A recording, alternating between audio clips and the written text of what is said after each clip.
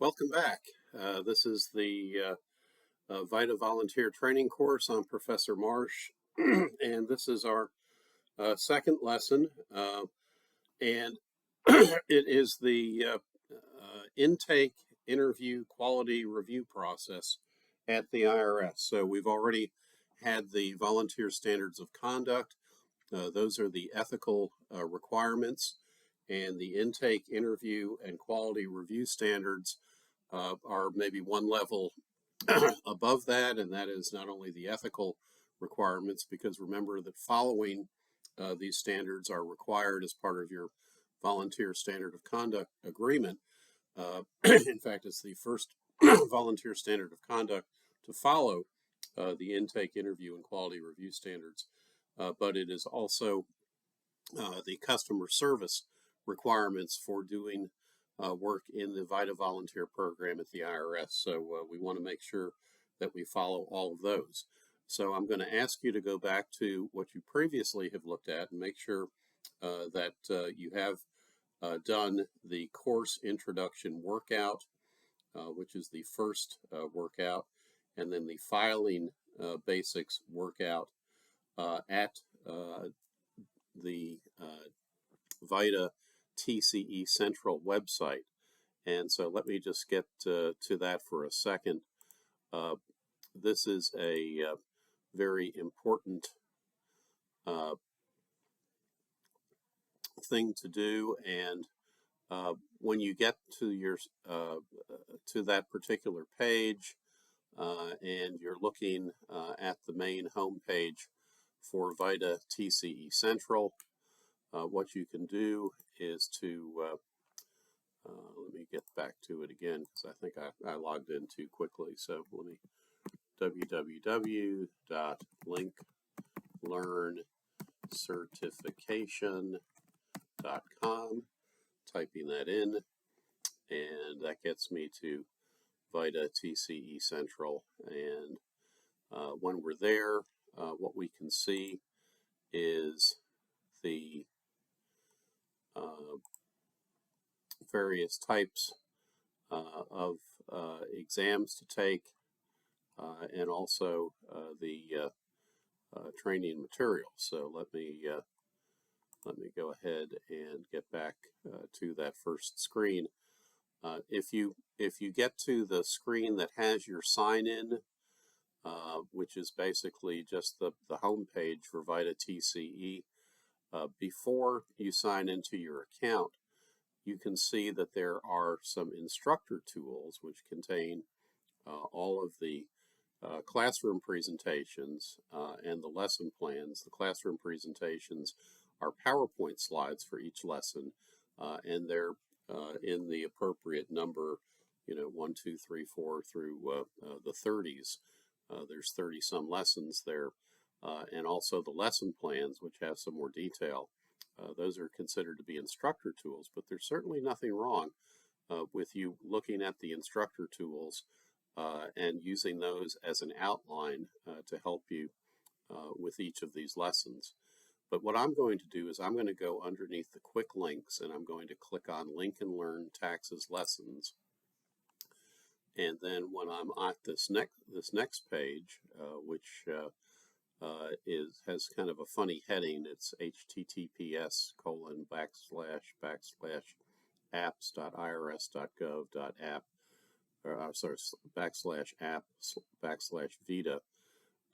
Then I'm going to click here to see the content of each course. And so when I click on that, it gives me all of the workouts that you're going to want to take a look at. And the first workout that we looked at was the course introduction workout.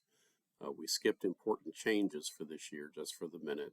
And if you're looking at the advanced menu, we also skipped the premium tax credit workout, because that has some important information about things to do before you file the Form 1040. But let's click on Filing Basics Workout. It's the third workout on the basic menu, and it is the fourth workout on the advanced menu.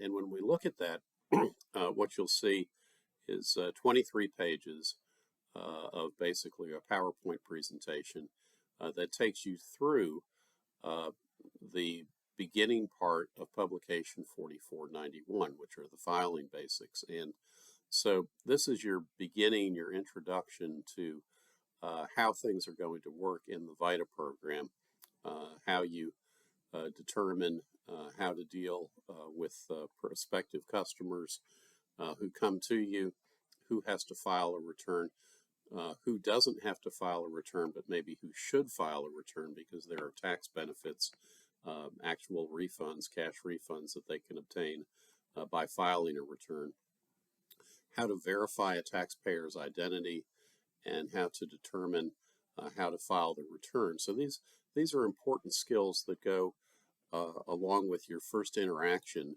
with taxpayers who are coming to us for those free tax services.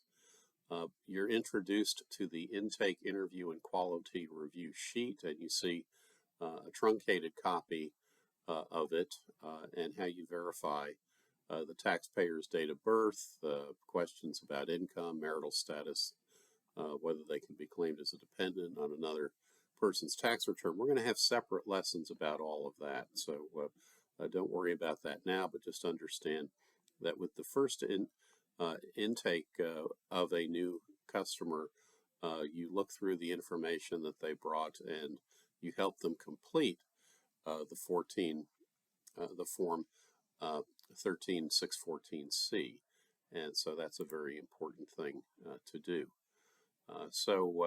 What you'll see is also a reference. I'm now on the third slide of the presentation. The filing requirement job aids for publication 4012.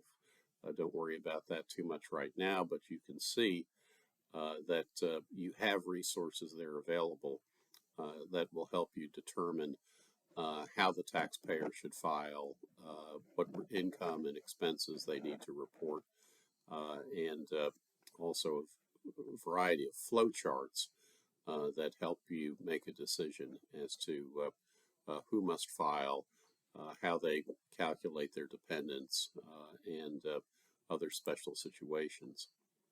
So then they give you a number of questions, and you don't have to go through those questions right now, although eventually we will want to. So maybe now is a good time to go back through these various charts. They test you on chart A, and you can click on either yes or no questions, and it gives you the answer. So at this point, you can start to learn about some of these requirements for who has to file, sources of income, what's not taxable income. If you're not familiar with the tax laws, you may be surprised to see many types of cash payments that you can receive as a taxpayer and not have to pay tax on them because they are exempt from taxation under the federal tax rules. Then determination of filing status, and what the IRS Vita program calls it is a determination of the most likely filing status. So if you have a married couple coming to you, they live together, it's probably 99 times out of 100 they're going to be filing as married, filing jointly. If you have someone who is not married and they have children that they support in their home, they will probably file as head of household. If you have a single person who does not have children that they're supporting, then perhaps they'll just file as single. But then there are some more technical and complicated decisions to make, and they're really not that complicated. You learn this very quickly as you do the work. But there are other types of situations where you can have somebody who's married who files separately, somebody who is a surviving spouse who gets a special tax status for that, and the slides take you through answering those questions. Then you get some questions to go through and make some decisions about who has to file, and which chart they can use to determine if they have to file a tax return. And so there are questions again about chart A and different levels of income, different ages. These affect whether they have to file different types of dependents and that sort of thing. So then you get, by the time you get to page 12, I'm about halfway through this workout, there's a question that says, what should you do if a taxpayer is not required to file a tax return and you are uncertain if they will benefit from filing? And the correct answer is B, begin a return to determine if filing a tax return would benefit the taxpayer. So I do want you to go and look at this and maybe even click on all three answers. You're not graded on any of this. This is just practice. This is a warm-up or a workout for you. So, see what the answers are. B is the correct answer. A and C are not the correct answers, and see why the IRS tells you that it's important to check even if you see that someone doesn't have to file a return, but it's possible that they might benefit from it because they might get a refundable credit. This is part of our social services support network through the tax system, in which the Congress has provided for certain taxpayers who don't ordinarily have to file a return, but they might get benefits through the tax system in the form of an additional refund if they file a tax return. So take a look at this and try to become familiar with that. Then there's also a discussion of how to verify the taxpayer's identity, even if you don't have to verify your identity for certain functions of government and certain benefits. You have to in order to participate in the tax system. And so it's very important that you're able to verify a taxpayer's Social Security number or ITIN number in order to participate in the tax system. So that's another series of questions that you have, and that takes you through to page 16. Then there's a question about the Presidential Election Campaign Fund and a reference to Publication 17. I mentioned that in an earlier video. Publication 17 is your overall guide from the IRS as a taxpayer on how to answer all the questions on the different forms of the tax return. So one of the questions about the Presidential Election Campaign Fund, and they refer you back to Publication 17, and there is a paragraph or two about that and whether or not the taxpayer wants to support the Presidential Election Campaign Fund is a personal decision for them that you can explain to them, and they can make a decision. And chances are they already know about it if they've ever filed a tax return before, because it's been around for a long time. Then there's a discussion of out-of-scope situations, what happens when you find that you have a taxpayer who really doesn't qualify for the Vita TCE program, and those are taxpayers who may qualify for health coverage tax credits or credits for repayment of previously taxed income, taxpayers who cannot substantiate their activities. So that's provided for your awareness. Then there is another certification warm-up. You've got some case studies, 1 or 2 or 3 or 4, going back to Chart A for most people who file, Chart B for children and other dependents, and Chart C for special situations. And so you go through those questions and you check and see, and then you have a comprehensive certification warm-up, and you check your answers, and hopefully you've gotten all of the questions correctly. If not, there's links to all the materials in the bottom right-hand corner of the pop-up menu that takes you back to the authoritative answers, and that gets you through that. And then if you want to, you can go to the TaxSlayer tutorial, the practice lab, and there's a link to that. And that's basically our third workout video on intake, interview, and quality review. After you've prepared yourself with that, and also if you need to go back and look at the course introduction workout, then I'm going to send you to publication 5101. And the way that you get to publication 5101 is you can just go to www.irs.gov and in the little search box up in the top right hand corner of the screen, type in publication 5101, and that will take you to a page that will give you a link, I think, to a Spanish version. And if you're an English speaker, you probably want to click on the second link, which is the English language version. And make sure that you're looking at the current revision of it, which is dated revision 8-2022. That means in August of 2022, the IRS updated this training.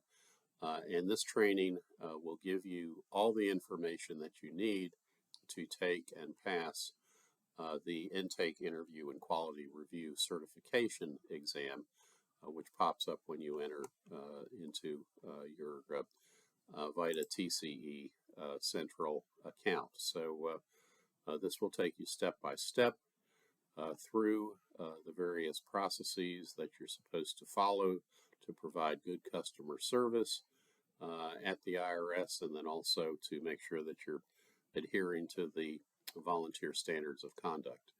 And you can go through this page by page.